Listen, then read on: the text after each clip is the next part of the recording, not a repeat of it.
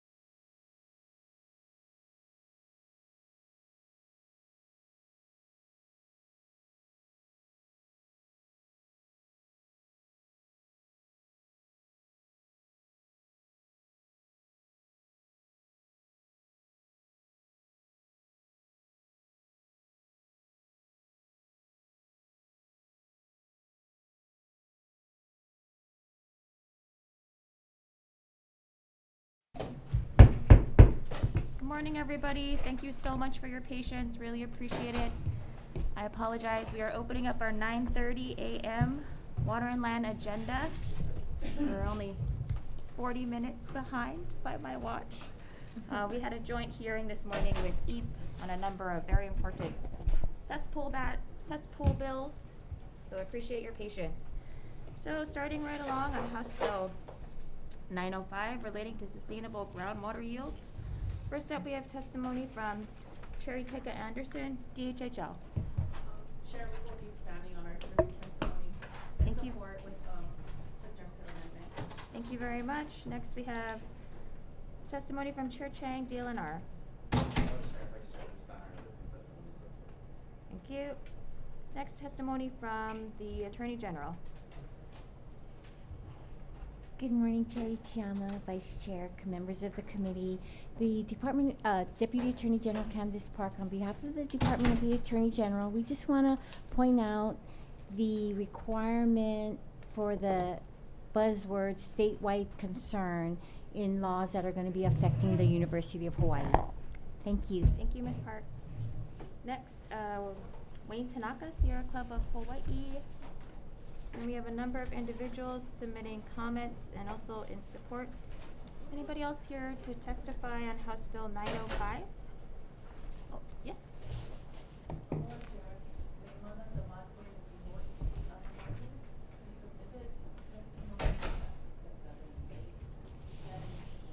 Thank you very much. Anyone else? Testimony on House Bill 905? Okay, seeing none, members, any questions? Okay, seeing none, moving into House Bill 909, relating to water conservation. First up, Chair Chang from DLNR. Chair, we stand on written testimony and brief comments. Thank you. Next, we have Department of Budget and Finance. Director Salaveria is representative. And then Board of Water Supply. Happy to the Board of Water Supply to stand on a written testimony and support. Thank you very much. And then we have Sierra Club of Hawaii in support and 3 individuals in support. Anybody else who would like to offer testimony on House Bill 909? Oh. Thank you, Chair. The amount of the Monterey Hawaii State Alamo we stand in support. Thank you very much. Okay. Anybody else on House Bill 909? Okay, members, any questions? House Bill 909. Okay, seeing none, we're going to move on to House Bill 756. This is relating to land use and sea level rise. Testimony from Hawaii Emergency Management Agency. Administrator Barros. Chair, Vice Chair, we stand on our written testimony. Thank you very much. Offering comments. Okay, next we have testimony from DLNR.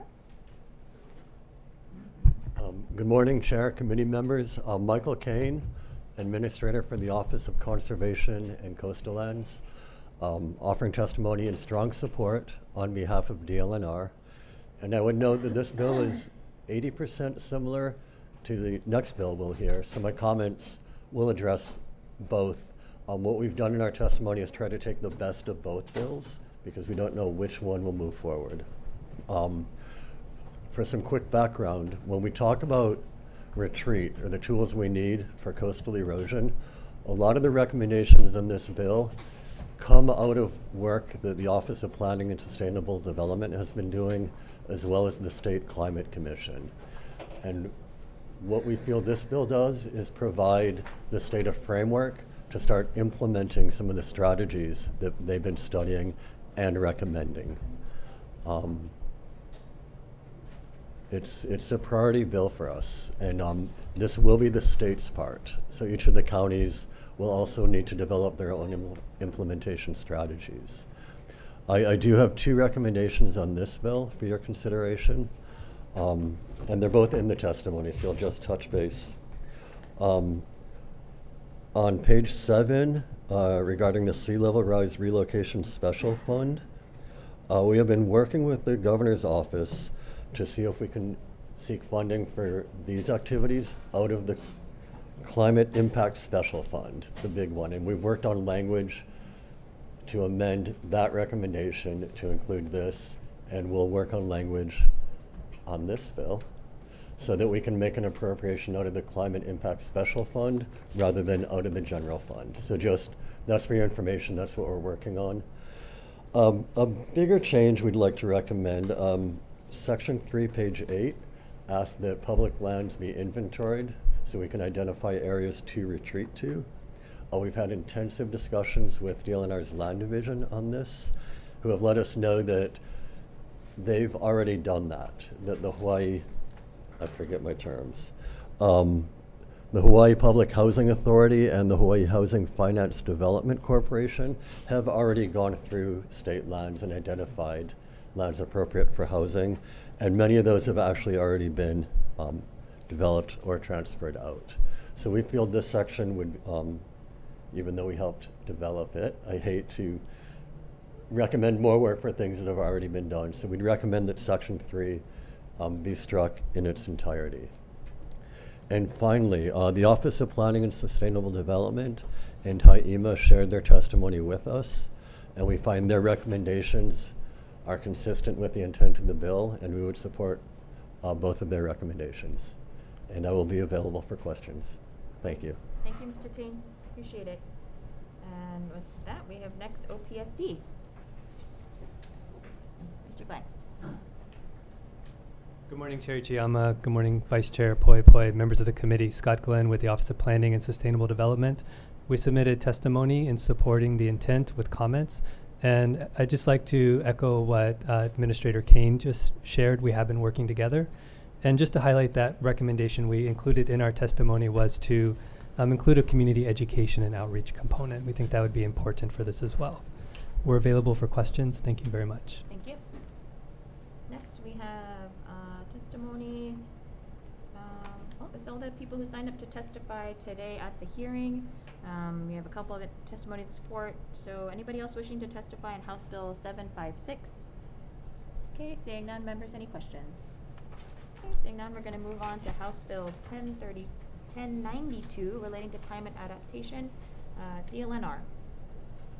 Good morning, Chair, committee members. Again, Michael Kane on behalf of DLNR. We stand in strong support. And we would note that this is the administration's version of the preceding bill. And I'm available for questions. Thank you. Thank you very much. Next, Mr. Glenn, OPSD. Hello, Chair. OPSD stands on its testimony supporting the intent of comments and reflecting the cooperation of DLNR. Okay. Thank you. The only folks who signed up to testify in person, but we do have additional written testimony in support. Anybody else wishing to testify on House Bill 1092? Seeing none, members, any questions? Okay, seeing none, going on to House Bill 847 relating to search and rescue. First, we have testimony from Gary Lum, Hawaii State Fire Council. Okay, Leimana Damate, Hawaii State Ahamoku.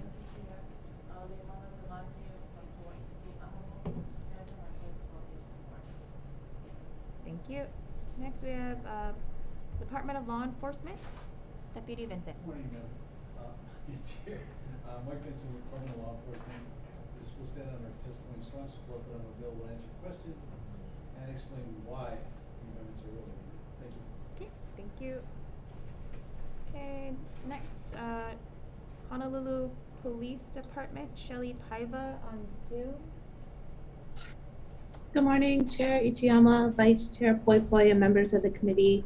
I'm Major Shelley Paiva from the Specialized Services Division, and I just wanted to make a few comments on our opposition of this bill. I know in the bill it states that there's a few states that have this already in place as a penalty for reimbursement, or a penalty for if you have to be rescued due to your lack of following signage. And we have something already similar to that in the sense that if you are caught trespassing, which is what this would be, and needed to be rescued, or even if you don't need to be rescued, you will be cited, possibly arrested. It is a petty misdemeanor. If you are cited, your case goes to court. It's very difficult for us to come up with an actual dollar amount on the HPD side for the cost of a rescue. And on top of that, we don't have a mechanism to collect on those costs should we have to seek reimbursement. I'm here for any questions if you have any for me at this time. And other than that, we'll stand on our written testimony. Thank you very much, Officer Paiva. That's all the folks who signed up to testify today. Anybody here else wishing to testify on House Bill 847? Seeing none, members, are there any questions? Oh, yeah. I have a question for Mr. Vincent. Thank you, Chair. Yes, ma'am. You said you could elaborate Okay. on the amendments. Can you Um, please clarify your position? I've actually been involved in the Search and Rescue Reimbursement Act since its inception. And it was intended to give agencies an opportunity to recoup costs when they have to stop operations and go out and rescue somebody that, through their own action, have placed themselves in a situation requiring rescue.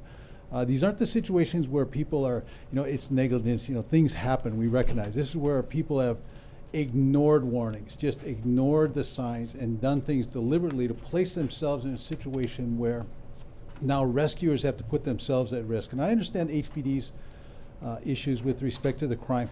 This isn't a criminal statute. This is a civil recovery statute. Originally, when we were working on it, the intent was to make it mandatory. The decision was no, make it discretionary. But what we found is that when we've tried to recover, and I'm sure it's been successful, but typically what happens is, no, part of the department's budgets are to serve the public, and that includes rescuing them when they're doing dumb things. And what we're trying to do is, and we agree with this, if, for example, public safety regularly gets involved in searching and rescuing for people. Officers are called from their regular assignments to look for individuals. And it's not just law enforcement. You've got all first responders involved. And I understand the issues with respect to identifying what costs were incurred. That's the agency. The agency is going to have to come up with a way to identify how much did this cost? How much overtime did we incur? How much backfill time did we incur in having to pull officers from home to put them on duty to replace the officers that were then called out to engage in the rescue? It's those kinds of things. But that's up to the agency to identify those. And agencies are able to do that. I mean, we've just got through with COVID, and lots of agencies are set up now to identify overtime when they need to and additional costs that they incur. And that's why this is really important. It gives the departments an opportunity to recoup additional monies that are coming out of their budgets that they wouldn't otherwise have to expend except for these individuals that are placing themselves in harm's way. Thank you. Thank you, Chair. Oh, actually, Mr. Vincent, if you could just stay there real quick. Some of the law enforcement and first responders said that they don't have a mechanism to seek this reimbursement. Is there a process that needs to be set up? It would be an internal situation with their fiscal officers. So, for example, I know that public safety regularly has to track overtime. You've got to pay these officers overtime.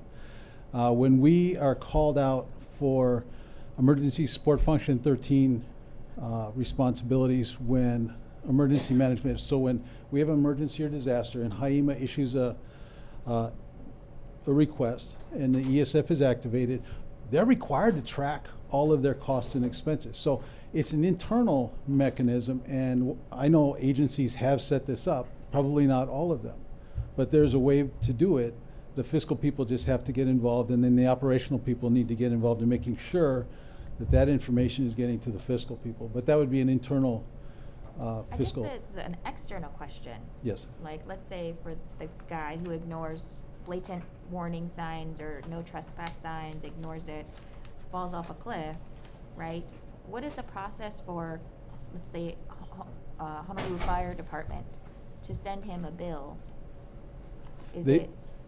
I would say they work with their attorneys. Okay. I mean, in the state side, we would work with the Attorney General. There's a Civil Recoveries Division. I came from that division, and that was what we did. We would get opportunities to recover for state agencies. Corp Counsel or the county attorneys would probably get involved in actually initiating the civil recoveries, because that's the proper place for it, is in court. And that would be the mechanism to actually go and seek the reimbursement, is through those. Start with a demand letter, and then if necessary, go to court. But there would be the lawyers that would be doing that, not Okay. necessarily the agencies. Maybe if I could ask you to, since you're very well versed in this area, to maybe to reach out to those county agencies that testified on this bill with concerns on implementation, and maybe we can help walk them through that process. That would help address some of their concerns. Yes, ma'am. Thank you very Okay, much. thank you. Members, any other questions on this measure? Okay, no, thank you, appreciate it. Okay, we're gonna move on to House Bill 908, relating to Land Conservation Fund. We have testimony from DLNR. Good morning, Chair. David Smith, Administrative Division for testimony. We'll stand our written testimony, and we have folks here from the program that can answer questions. Testimony and support. Thank you. Okay, next we have Kanoy Wilson, Legacy Land Commission. In support. Lindsay Garcia, Hawaii Realtors. In opposition. And then late testimony from Tom Yamachika, Tax Foundation of Hawaii on Zoom. Not present. Okay, that's everybody who signed up to submit testimony today. We also have a number of written testimonies. Anybody else wishing to testify on House Bill 908? Okay, seeing none, members, any questions? Okay, seeing none, moving on to House Bill 1037, relating to the statewide interoperable public safety communications. We have testimony from State Department of Defense, Office of Homeland Security.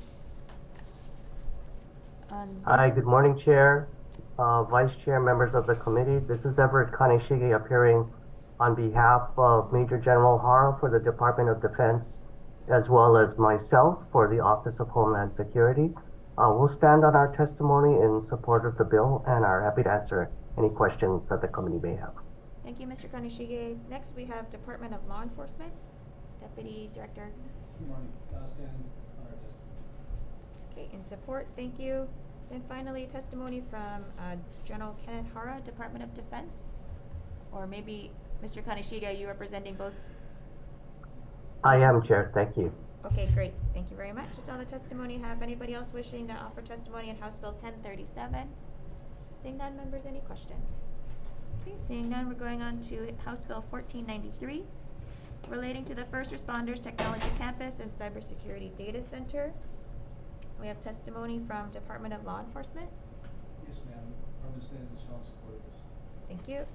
Next, we have testimony, Office of Homeland Security, Frank Pace on Zoom. Good morning, Chair. Good morning, Vice Chair, members of the committee. I'm Frank Pace. I'm the Administrator for the Office of Homeland Security. We stand in support of our written testimony for this measure to build up the resiliency for our public safety infrastructure in the state of Hawaii. Thank you. Thank you, Administrator Pace. Next, Haima, Administrator Barros. Good morning, Chair. We stand in on our written testimony in support of this. Okay, thank you. And finally, HTDC, Nanigashi. Thank you, Chair. We stand on our written testimony. Okay, thank you. So the written testimony we have. Anyone else wishing to testify on House Bill 1493? Okay, seeing none, members, any questions? Okay, seeing none, we're going to move on to House Bill 1313, relating to Haiku Valley. First, we have testimony from Department of Budget and Finance, offering comments. Next, we have Hawaii State Ahamoku, testimony in support.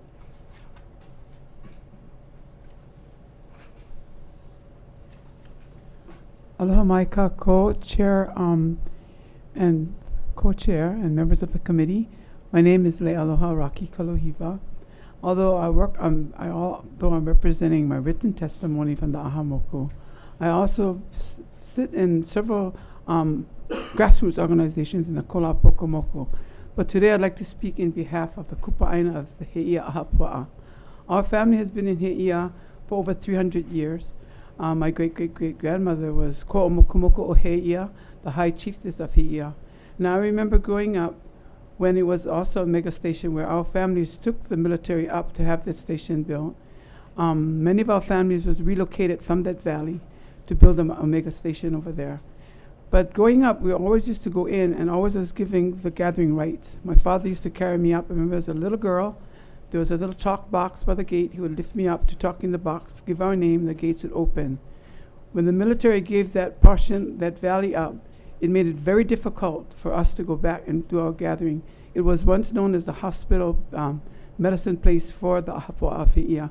That is where the Konahikis from most of the Ilis and area over there, the medicine people went up to gather the medicines for that island, for that valley. And then now it's under so many ownerships. The city owns one portion, the LNR owns one portion, Department of Hawaiian Homelands own a portion. When we want to go up and gather, we have to go to hell and high water actually to get in there. We got to wait for somebody to bring the key, get us permission to get in there.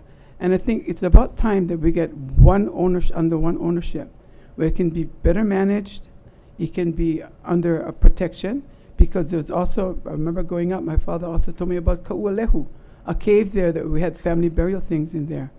Don't need to worry, he said, don't tell nobody about it because it's protected. Once they made H3, you could see it from the highway. So it's time that we have it. With all of this illegal tourism going on in Hawaii, we need to manage that in a better manner. And then the Kupa Island needs to get in there to do our gathering rights. Mahalo, and if there's any questions, I'm willing to answer the questions. Thank you so much. We'll take questions after all the testifiers. Okay, mahalo. Thank you very much.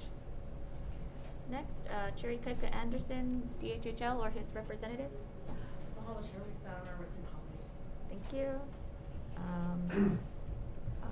Mahealani Cipher, Ko'olau Foundation.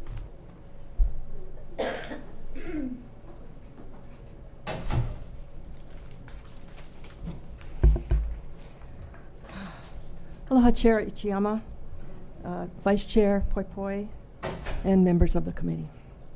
Ko'olau Foundation strongly supports House Bill 1313, which would transfer lands in Haiku Valley from the Department of Hawaiian Homelands to the Office of Hawaiian Affairs and establish a new culture preserve and a Haiku Valley Culture Preserve Commission. Our foundation is dedicated to the preservation, restoration, and recognition of historic sites and cultural properties throughout the Pai'aina, Hawaii. It is for these reasons that we urge the establishment of a culture preserve in Haiku Valley. During the mid-1990s, when the U.S. Coast Guard announced its plans to decommission the Haiku Omega Station, our organization held a series of community meetings to ask the people of Ko'olau what they hoped to see in the uplands of Heia'ahopua after the military's departure.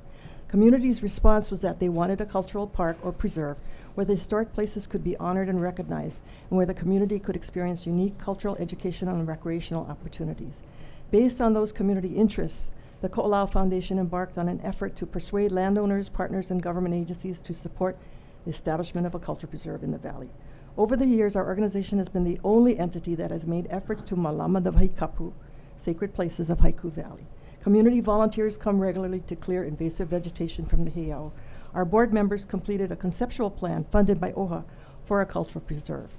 Legislation has come before this body at least twice before. Once in 2008, the bill passed the legislature but was vetoed by then Governor Lingle, apparently because a change had been made in the bill at the last minute to transfer the land to DLNR, which DLNR at that time felt they didn't have the capacity to manage the valley. The second time a bill in Haiku Valley land transfer came in 2012, introduced by Representative Ken Ito. This bill passed through the entire legislative process until a final decision on matching funds was to be made by the House Finance Committee. Unfortunately, that was a year when the state was experiencing a severe budget shortfall, and funding would only be considered for bills that address primarily health and safety needs.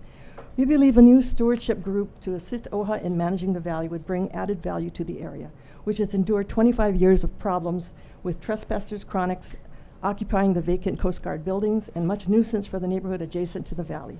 The Culture Preserve can bring restoration and recognition to the heiau complex in the valley, transformation of the landscape back into a native forest, and cultural, educational, and recreational activities for the community. We feel confident that under the Haiku Valley Culture Preserve, the benefits of this valley can finally be realized and the valley restored as an important community resource. I just want to add, Hawaiian Homes has had this valley since 1998. They have not done anything substantive to take care of this valley, to manage it properly, to reveal whatever possible good things could come of this valley. They've done environmental studies, and they found some toxic problems with fuel spills from when the military had the property. So I don't imagine that it will fare any better after 25 years of no action by Hawaiian Homes. So we think that under OHA, we can do more work with them as good stewards for this valley and for the community around it. So we urge you to pass House Bill 1313. And if you have questions, we'd be glad to help you with that. Thank you, Ms. Seifer. Okay, that's all the written testimony for folks who signed up to be here at the hearing today. Anybody else wishing to offer testimony on House Bill 1313? Okay, seeing none, members, any questions? Sure, go ahead. Thank you, Chair. Is anybody from OHA present? You Just didn't checking. submit Okay, testimony. just checking, Chair. It would be difficult to fully understand OHA's position without testimony. Thank you. I agree. Thanks, Rep. Souza. Okay. Seeing no further questions, we're going to move on to House Bill 1385 relating to public lands. First, we have testimony from DLNR. Good morning, Chair, Vice Chair, committee members. Kevin Moore with DLNR Land Division. We submitted written testimony. We can stand on that in large part, but I did need to correct an error.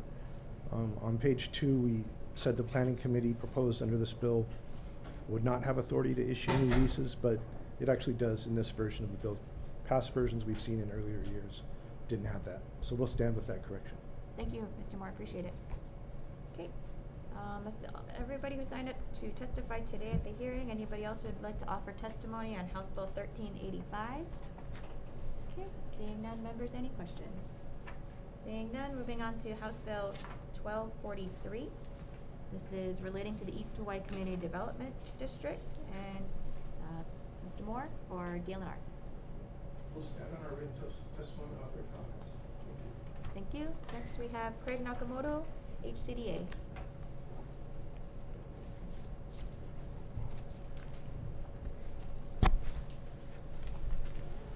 Good morning, Chair, Vice Chair, and members of the committee. Craig Nakamoto. I'm the Executive Director of Hawaii Community Development Authority. And thank you for the opportunity to testify and provide my comments today. Also wanted to thank the introducer of the bill, Representative Nakashima, for thinking about HCDA in the context of this bill. I'm going to sort of organize my comments, and my written testimony has been submitted, but I'd like to organize my comments into really two parts. The first part is some technical comments as they relate to sections 1 and 2 of the bill, starting at page 1 and ending at page 21.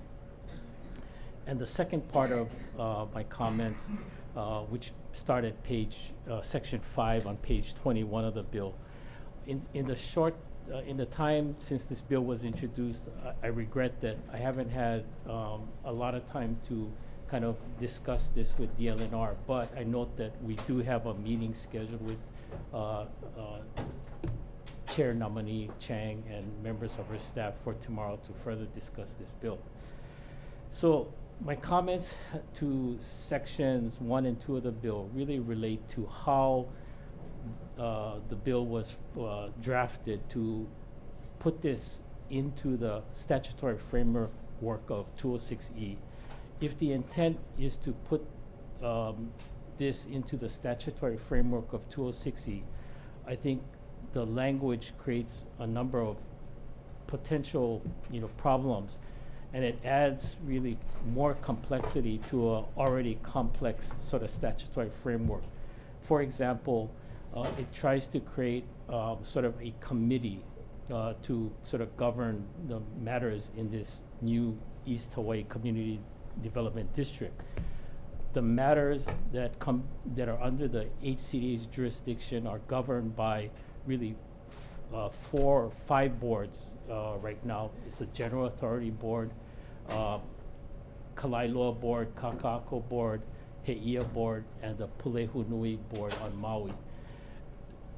So they're governed by those boards, not by a committee.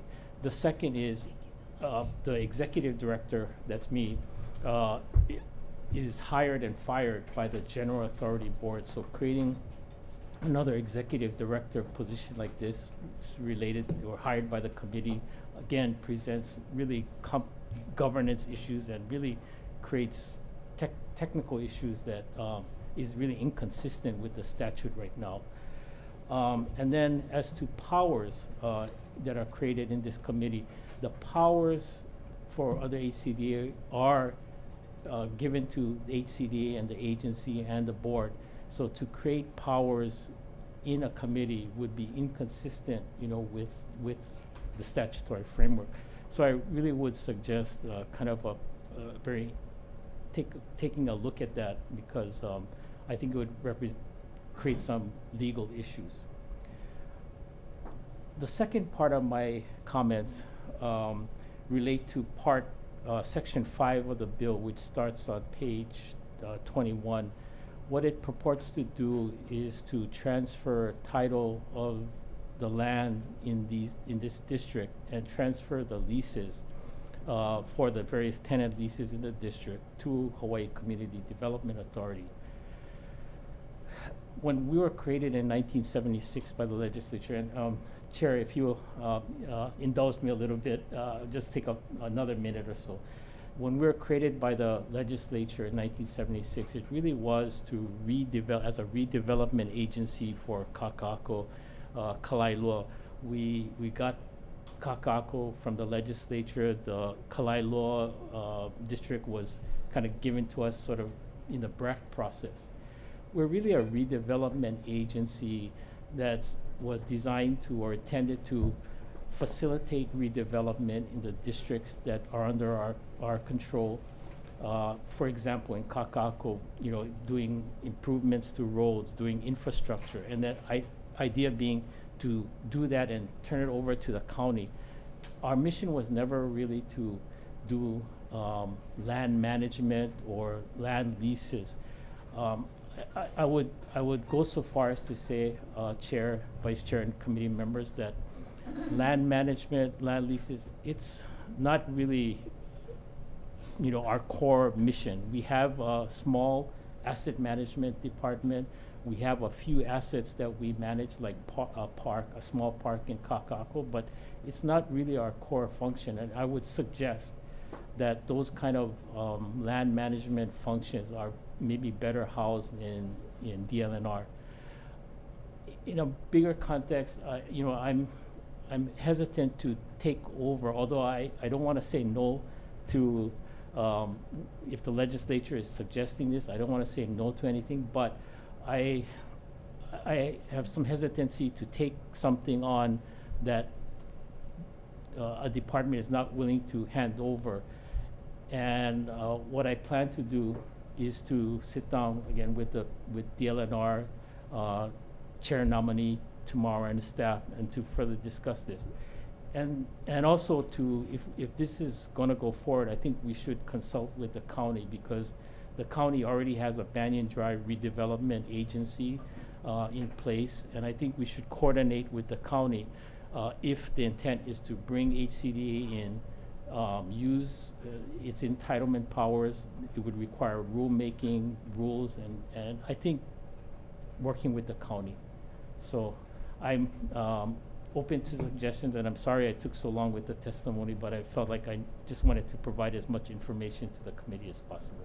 Thank you, Mr. Nakamoto. Much And appreciated. Thank you, and I'm open for questions. Thank you. Thank you. Okay, that's all, everyone who signed up to testify today on House Bill 1243. And is there anyone else who would like to offer testimony on this measure? Seeing none. Members, any questions? Okay, seeing none, we're going to move on to House Bill 1318, relating to government property. We have testimony from DLNR. Good morning, Chair, Vice Chair, committee members. Ed Underwood, I'm the administrator with the Division of Boating and Ocean Recreation. The department opposes this measure as well as offers comments. Thank you very much, Administrator Underwood. Next, we have Ocean Tourism Coalition on Zoom. Mr. Denver Saxon Kua. Yes. Good morning, Chair, Vice Chair, members of the committee. Ocean Tourism Coalition supports the transfer of Kihei Boat Ramp and Maula to Maui County. We don't see it as an issue. However, we would highly recommend transferring the harbors to the Department of Transportation's Harbor Division instead of Maui County. The Harbor Division, they used to manage these harbors. They have the necessary infrastructure and expertise working with both state and federal agencies to handle them.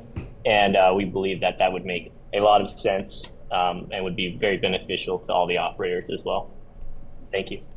Thank you very much for your testimony. Anybody else wishing to offer testimony on House Bill 1318? Okay, seeing none, members, any questions? Okay, seeing none, we're going to move on to House Bill 245 relating to vessels. First up is testimony from the Hawaii State Ahamoku. Mr. Mate? Thank you, Chair, Vice Chair. Limana Dumate for the Hawaii State Alcohol stand in support of this bill. Okay, thank you. Next, we have Hawaii Pest Control Association, Mr. Tim Lyons. Thank you, Chair, Vice Chair, members. I'm Tim Lyons with the Hawaii Pest Control Association, and we are opposed to this bill. We realize that this area is a very sensitive area. A lot of people see a tent go over a structure. They don't know what's going on inside, but they figure it's probably not good. We need to let you know that these fumigation substances are very highly regulated by EPA. They prescribe how long structures must be under, how much of the gas has to be in there. And it is a gas substance, which of course is lighter than air.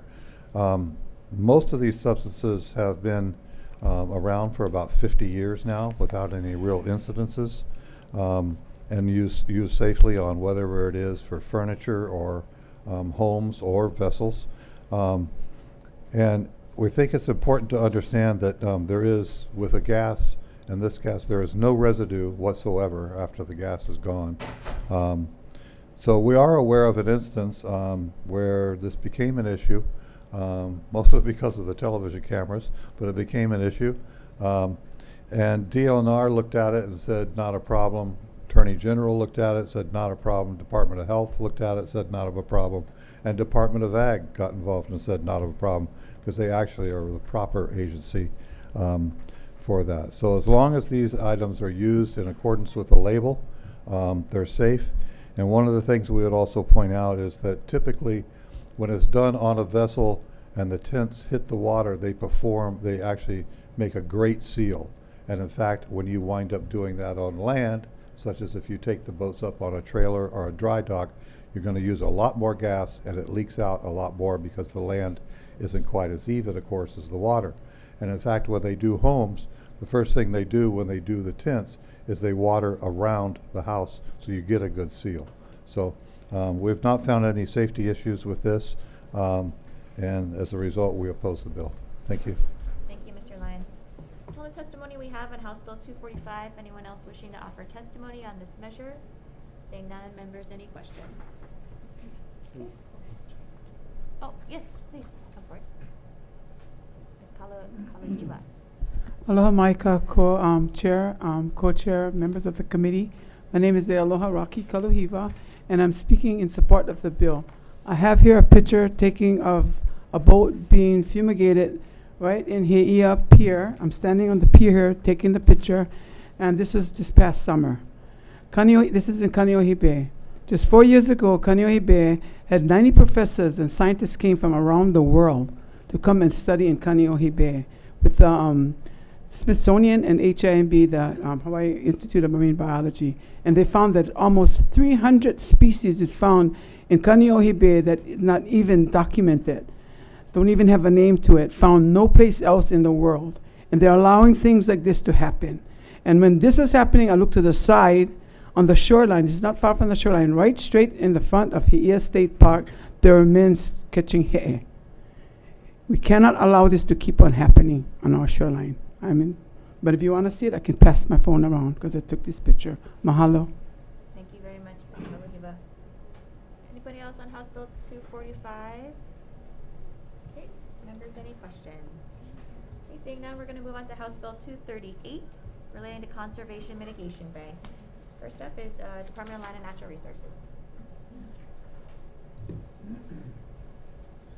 Good morning, David Smith, Administrator, Division of Forestry and Wildlife. We testified that we acknowledge the intent of the measure and offer amendments.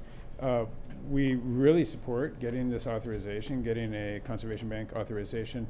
The way the bill is drafted would conflict with Hawaii revised statutes at the moment because there's a mitigation bill for marine environments in 187A. So we've been doing a bunch of work on it. We put in some amendments that we think would fix the issues. And so rather than messing with the existing chapter, we're just suggesting making a new chapter we've done a bunch of work, and we've been working with the Attorney General's office. So the amendments would fix the bill. It's a really important authorization for helping out with management of endangered species. So it'd be great to be able to get something crafted.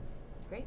Okay. Thank you very much. Thank you. For your amendments. That's all the testifiers who signed up to testify today at the hearing. Anybody else would like to offer testimony on House Bill 238? Okay, seeing none. Members, any questions? Okay, seeing none. House Bill 418 relating to emergency preparedness. Testimony from Hawaii Emergency Management Agency. We stand on the written testimony with the comments. Okay. Thank you very much. The only person we had signed up to testify today.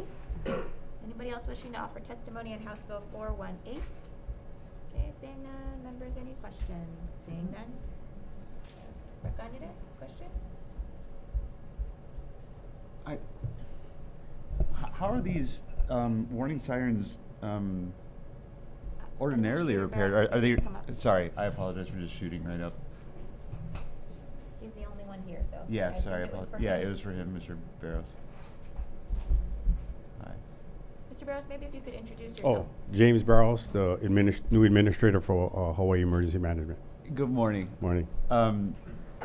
How are warning sirens ordinarily repaired? How are they, like, how is the procurement normally requested?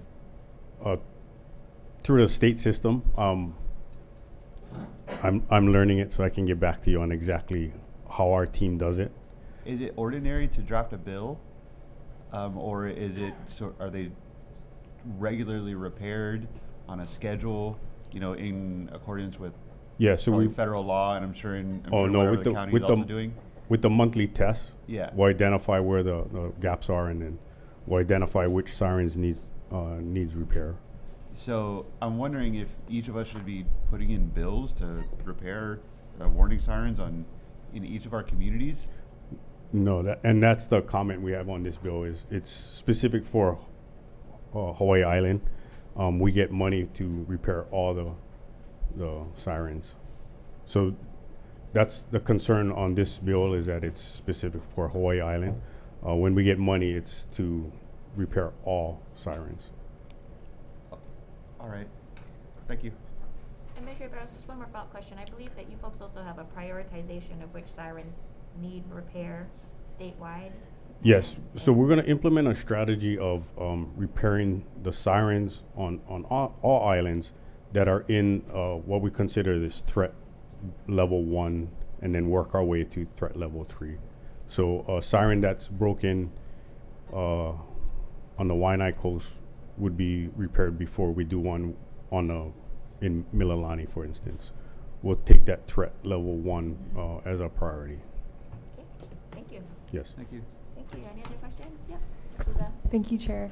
I just have a follow-up question. So are you saying that if we do not pass this bill and appropriate the funds, then we're going to have sirens that are inoperable? Like no. Is that no. worst case scenario? We get money. I think it's 2.5 to repair sirens and do upgrades. So right now we have 404 sirens throughout the state, and there's about 70 on the list we'll do upgrades. So to answer your question, no, that won't happen. Okay, so this is just in addition, correct? This would be in addition, okay, thank you. right? Any other questions, members? Okay, seeing none, thank you very much, Administrator Barros. Thank you. Okay, going on to, if you want to stay up there, next bill is going to be House Bill 522, relating to emergency management. Hi, Ima.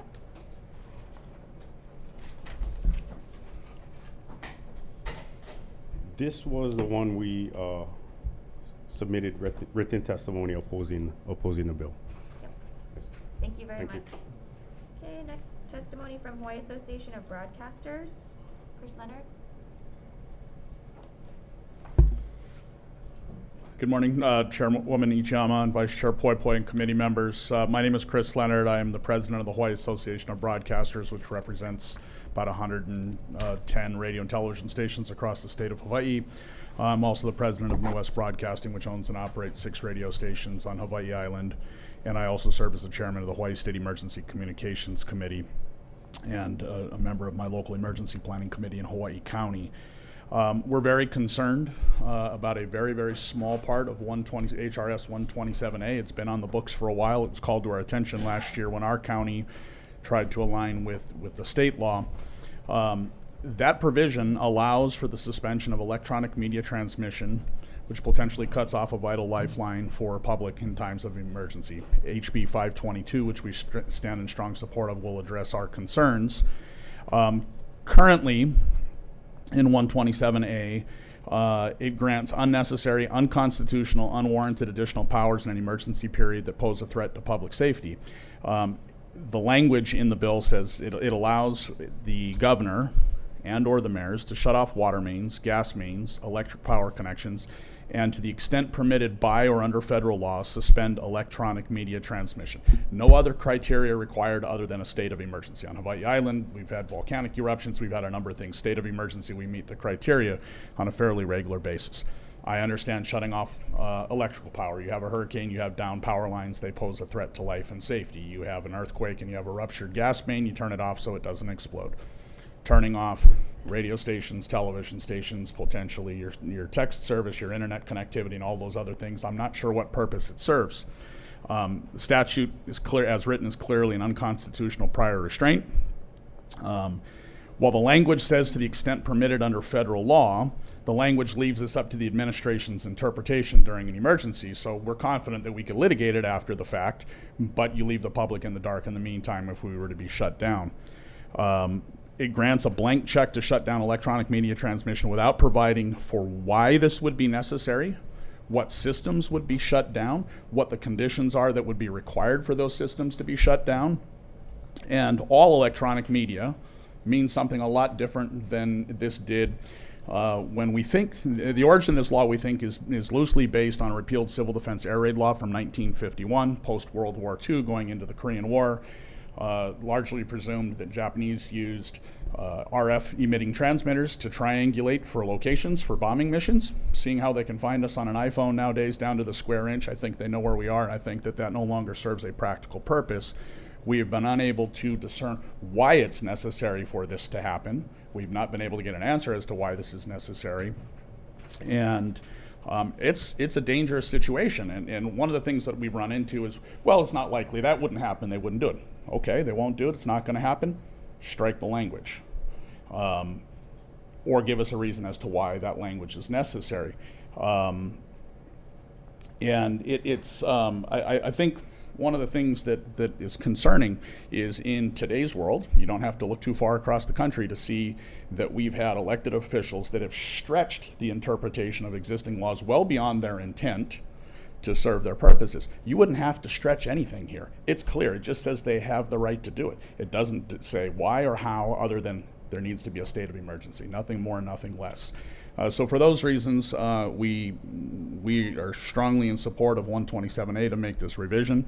As broadcasters, for you as elected officials, emergency managers, we all have an obligation and a duty to serve the same public. We're prepared to do that as broadcasters.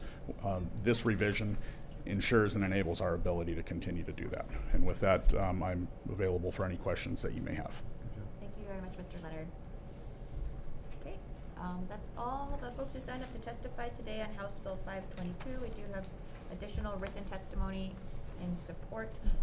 Anybody else wishing to testify on House Bill 522? Okay, seeing none, members, any questions? Okay, seeing none, we're going to move on to House Bill 571. Relating to the Ko'olave Island Reserve Commission, Mr. Michael Naho'opili. Aloha kākou, Chair and the members of the Water and Land Committee. My name is Michael Naho'opili. I'm the Executive Director for the Ko'olave Island Reserve Commission. And on behalf of our commissioners, we stand in strong support of this measure. In Act 248 last year, it was for a very long time, we have not had any additional operating funds to continue the work that we're doing on Kaho'olawe. And what we seek through this measure is to try to make this funding that was appropriated last year permanent for us. And this is just one of the steps that we're trying to do it through this bill, another Senate companion bill, and maybe getting it into the new governor's budget. So the reason for this money is that we have to maintain, we're the single organization or state agency that maintains the facilities, infrastructure, everything on Kaho'olawe. So we make the water, make the electricity, run the boats back and forth. We do it with 16 people, and so we need a few more people. We're getting kind of tired having to do all this by ourselves. And we bring volunteers to restore the island. And the key thing for continuing our operation is having a well-maintained base camp on the island so that we can house people while they come to work. We can feed them. We can travel around the island to do all the work we need to do. So hopefully we can get this bill passed and continue our operation. Then you don't have to see me again here after all these years. Thank you very much. Thank you, Mr. Nhopi. Okay, we have lots of written testimony in support, one in opposition. Everybody else, everybody who has signed up to testify today. Anyone else wishing to offer additional testimony on House Bill 571? Oh, yes. Mr. Mon.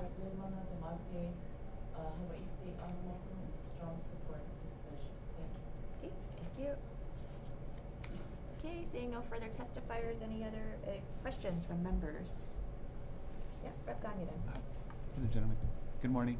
Good morning. I think that the experience of Kaho'olawe is illustrative of the state's continuing experience with the U.S. military and the way we might receive lands after they have used them.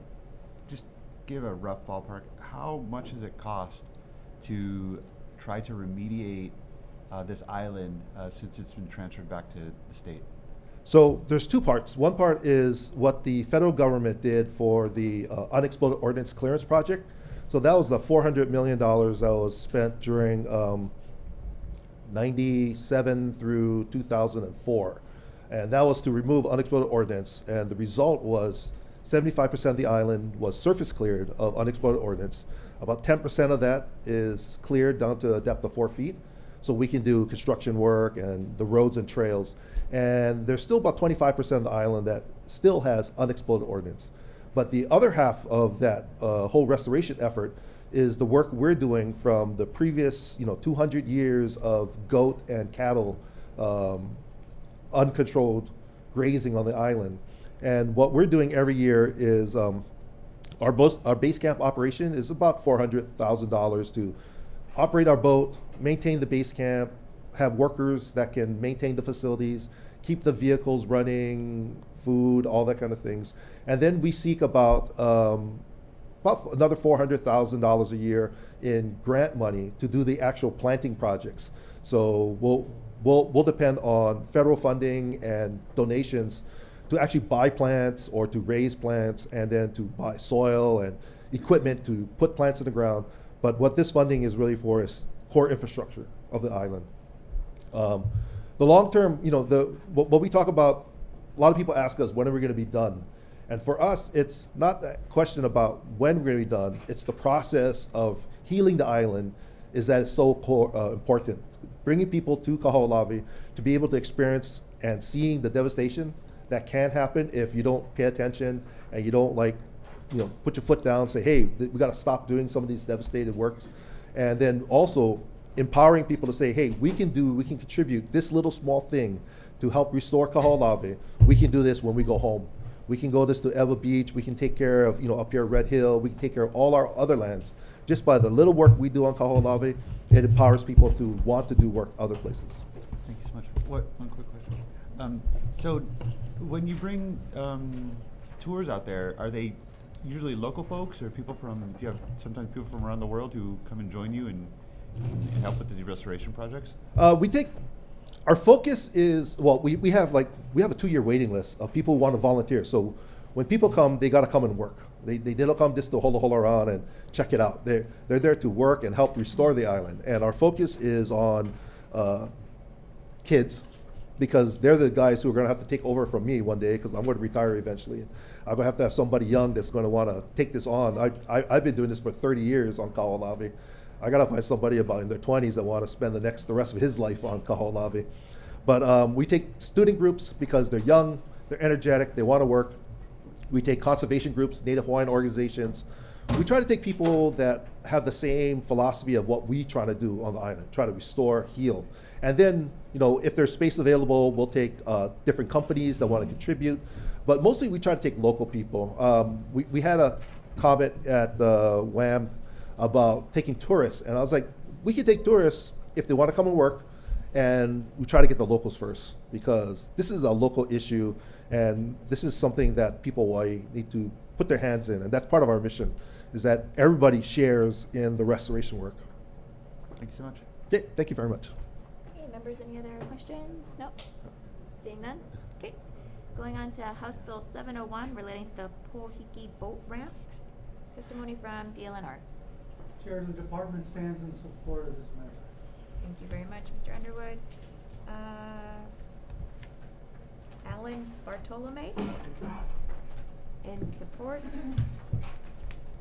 Okay, a number of individuals submitted testimony in support.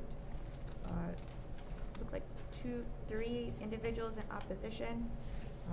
Anybody else who would like to offer a testimony? Oh, yeah. Mr. Monte. Thank you, Chair, Vice Chair, and members of the committee. Leimana Damate with the Hawaii State Ahamoku. Our people of Mokuoke'awe are in strong support of this bill. And the reason for that is that our fishermen, who usually fish all along the Ka'u coast and the Hilo side, since the volcano eruption a couple of years ago and that boat ramp was damaged beyond repair, these fishermen have to go from either Hilo or Ka'u to fish in between that whole long stretch of land. And they're not able to sustain themselves through economics. It's too hard for them. If this ramp is restored, and Dobar needs the funds to do that, that is going to give the people of Puna a huge relief. And for that reason, we strongly support this measure. Thank you. Thank you, Mr. Monte. Appreciate it. Thank you. Okay. Anyone else wishing to offer testimony on House Bill 701? Okay, seeing none, members, any questions? Okay, seeing none, we're going to move to the last bill on the agenda, House Bill 754, relating to the State Historic Preservation Division. Testimony from DLNR. Chair, the department stands on testimony in support. Thank you very much. Anybody else? We have a number of written testimonies on support. Oh, yes, Mr. Monte. Thank you, Chair. Thank you, Vice Chair, members. Leimana Damate, Hawaii State Ahamoku, stand in strong support of this measure. Thank you. Thank you. Anyone else wishing to offer testimony on House Bill 754? Seeing none, members, any questions? Okay, seeing none, we're going to recess for decision making. Recess.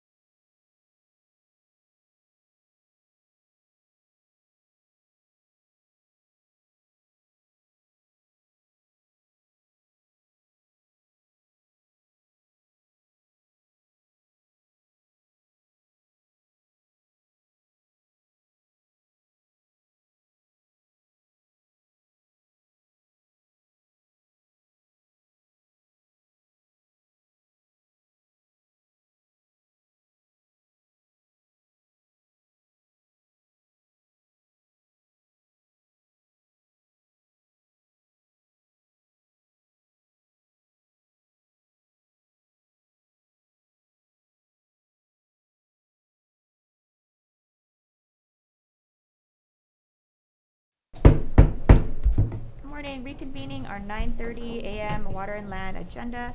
Again, my sincere apologies to everyone who was waiting this morning. Really appreciate your patience. First up on our agenda is House Bill 905, and I'm going to turn it over to my Vice Chair. We're going to recommend a House Draft 1, and Vice Chairs are going to make the recommended. Thank you, Chair. Making recommended amendments for House Bill 905. In the purpose of the act, we'll add the Commission on Water Resources Management, and throughout the document, the Commission on Water Resources Management as a required consulting party to the University of Hawaii. We will propose a model. We will change the language to propose a model that will develop methods for determining the needs of traditional, customary, and Native Hawaiian practices, climate change history and projections, and groundwater dependent ecosystems. We are amending sections 2A and 2B. 2A will read, the University of Hawaii, in consultation with the Commission on Water Resources Management, shall develop a scope of work and cost to complete a flexible groundwater model that proposes methods for determining the needs of traditional, customary, Native Hawaiian practices, climate change projections, and groundwater-dependent ecosystems.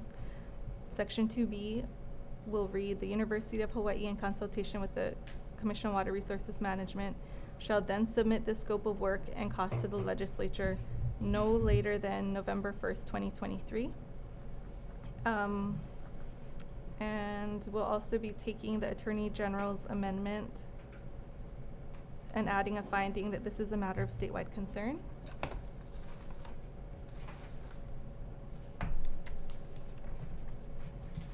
And removing the appropriation. Oh, and we'll be defecting the date to June 30th, 3000. Members, any questions? Okay, seeing none, the recommendation is to pass a House Draft 1. Vice Chair. Okay, voting on House Bill 905 with amendments. Chair Ichiyama? Aye. Vice Chair votes aye. Representative Chen? Aye. Representative Ganadin? Aye. Representative Hashem? Representative Morikawa? Aye. Representative Takayama? Aye.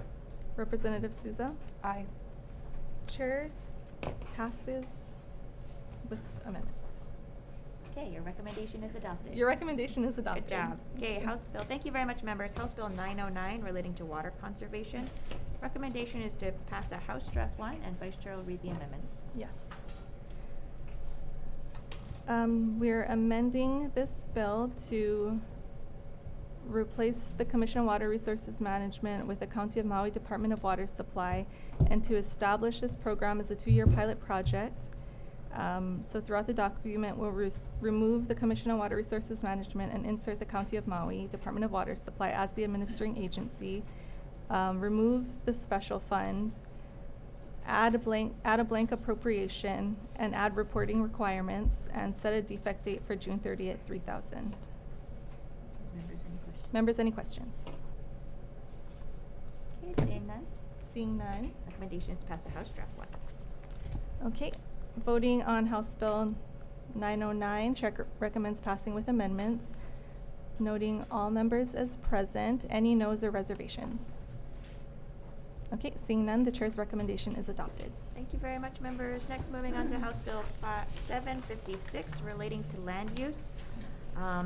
So the intent is for this to be the vehicle, and we're going to go ahead and defer House Bill 1092 since they are very, very close.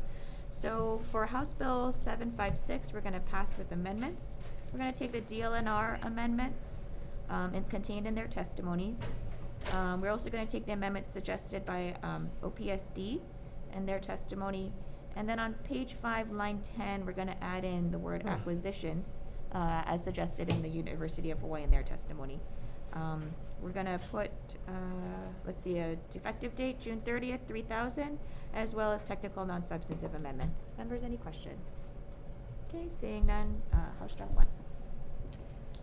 Voting on House Bill 756, Chair recommends passing with amendments, noting all members as present. Are there any noes or reservations?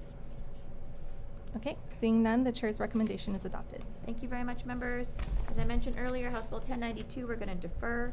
House Bill 847 relating to search and rescue. Recommendation is to pass House Draft 1.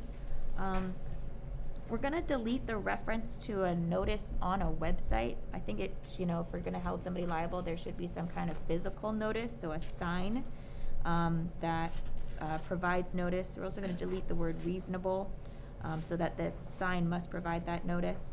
We're also going to insert a defective date of June 30th, 3000. Members, any questions? Okay, seeing none, House Bill 847, House Draft 1. Members, voting on House Bill 847, Chair recommends passing with amendments, noting all members as present. Are there any noes or reservations? Okay, seeing none, the Chair's recommendation is adopted. Thank you very much, members. Moving on now to House Bill 908. Turn over to our vice chair. We're gonna pass out a House Draft 1. Okay, she's doing the vote sheets. Very straightforward. We're gonna recommend that we defect the date to June 30th, 3000. Members, any questions? Okay, seeing none, Vice Chair, House Draft 1.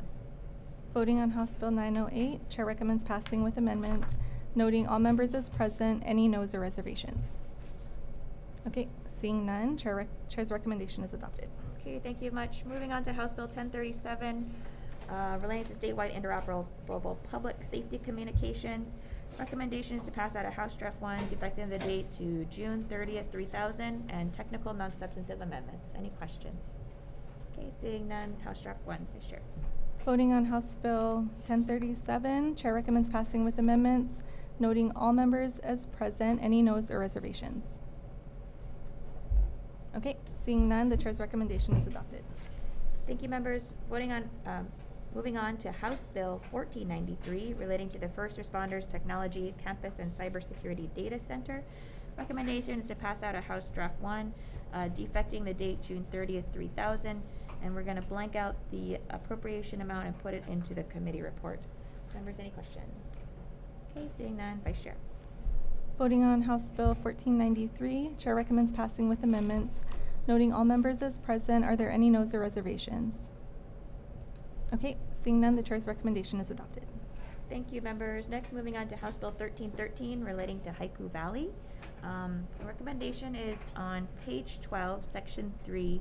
We're going to clarify the language to make sure that it's a mutual agreement between DHHL and OHA, and make sure that all the parties involved are in agreement on that transfer. We're going to defect the date to June 30th, 3000. Transfer or license or agreement, whatever shape that may take. Okay? Members, any questions? Oh. Yeah. Just a Susan. disclosure, Chair, that my brother's an OHA trustee before we take the vote. Thank you. Okay, thank you. Okay, Vice Chair, House Draft 1. Voting on HB 1313, Chair recommends passing with amendments, noting all members as present. Are there any noes or reservations? Okay, seeing none, the Chair's recommendation is adopted. Thank you, members. Next, voting on to House Bill 1385, relating to public lands. Please bear with me, members. There are quite a few amendments to this one. On page 6 and 7, we're going to insert 60 days for the governor to make these appointments. Currently, the number of days is blank, so we're inserting 60 to have a discussion. Page 15, line 20, we're going to delete the year 2026 and instead insert that the report shall be due 20 days prior to the second regular session after establishment of the new planning committee. And then finally on page 30, lines 10 and 11, we're going to delete and clarify the appropriation should not go to DLNR. Instead, it should go to the Waikea Peninsula Planning Committee. And then defect the date June 30th, 3000. Members, any questions? Okay, seeing none, Vice Chair. Voting on HB 1385, the Chair recommends passing with amendments, noting all members as present. Are there any noes or reservations? Okay, seeing none, the Chair's recommendation is adopted. Thank you, members. Moving on to House Bill 1243, relating to the East Hawaii Community Development District. I think this is a good discussion to have. I'm not sure where it'll end up. This bill still has a long way to go, but I want to continue the discussion. So my recommendation is going to be to pass a House Draft 1. Taking all the amendments recommended by HCDA in their testimony, defecting the date to June 30th, 3000. And I'd also like to note in the committee report the concerns raised by DLNR on the loss of lease revenue, which I think is a valid concern. Okay, members, any questions? Okay, seeing none, Vice Chair. Voting on House Bill 1243, Chair recommends passing with amendments, noting all members as present. Any noes or reservations? Seeing none, the Chair's recommendation is adopted. Thank you, members. House Bill 1318, relating to government property. I'm going to defer this measure given the testimony of DLNR in opposition. House Bill 245, recommendation is to pass a House Draft 1, defecting the date to June 30th, 3000. Members, any questions? Okay, seeing none, Vice Chair. Voting on HB 245, Chair recommends passing with amendments, noting all members as present. Are there any noes or reservations? Seeing none, the recommendation is adopted. Thank you, members. Next, we're moving on to House Bill 328, relating to conservation mitigation banks. We're going to pass a House Draft 1, taking the DLNR amendments and adopting a defective date of June 30th, 3000, as well as technical non-substantive amendments. Members, any questions? Okay, seeing none, Vice Chair. Voting on HB 328, Chair recommends passing with amendments, noting all members as present, any noes or reservations. Seeing none, the Chair's recommendation is adopted. Thank you. Okay, next, moving on to House Bill 418, relating to emergency preparedness. Recommendation on this one is to pass a House Draft 1. I think there was a good discussion on whether or not we should only limit this to one island when we are a statewide system. So I'm going to amend the bill to make an appropriation statewide. And we're keeping the amount blank and inserting a defective date of June 30th, 3000. Members, any questions? Seeing none, Vice Chair. Voting on HB 418, Chair recommends passing with amendments, noting all members as present. Are there any noes or reservations? Reservations. Noting reservations from Representative Gannon. The Chair's recommendation is adopted. Okay, thank you, members. Next, House Bill 522, relating to emergency management. Recommendation is to move this as a House Draft 1, defecting the date to July 30th, 3000. Any questions? Comments? Okay. Chair. Voting on HB 522, Chair recommends passing with amendments, noting all members as present. Are there any noes or reservations? Seeing none, the Chair's recommendation is adopted. Thank you. Okay, members, moving on to House Bill 571, relating to the Kaho'olawe Island Reserve Commission. Recommendation is to blank the amount, put in the committee report, and defect the date, June 30th, 3000. Any questions, concerns? Nope. Vice Chair, House Draft 1. Voting on HB 571, Chair recommends passing with amendments, noting all members as present. Are there any noes or reservations? Okay, seeing none, the Chair's recommendation is adopted. Thank you. House Bill 701, relating to the Pohiki boat ramp. Chair's recommendation is to pass out a House Draft 1. We're going to change the appropriation language from Department of Transportation and instead insert DLNR as the appropriate expending authority. And we're changing the date, defecting the date, June 30th, 3000. Members, any questions? Okay, seeing none. Vice Chair. Okay, voting on House Bill 701, Chair recommends passing with amendments, noting all members as present. Are there any noes or reservations? Okay, seeing none, the Chair's recommendation is adopted. Okay, thank you, members, for hanging in there with me. House Bill 754, relating to the State Historic Preservation Division. We are going to blank the dollar amounts and put them in the committee report and defect the date June 30th, 3000. Any questions? Okay, Vice Chair. Voting on HB 754, Chair recommends passing with amendments, noting all members as present. Any noes or reservations? Okay, seeing none, the Chair's recommendation is adopted. That, members, thank you. We're adjourned.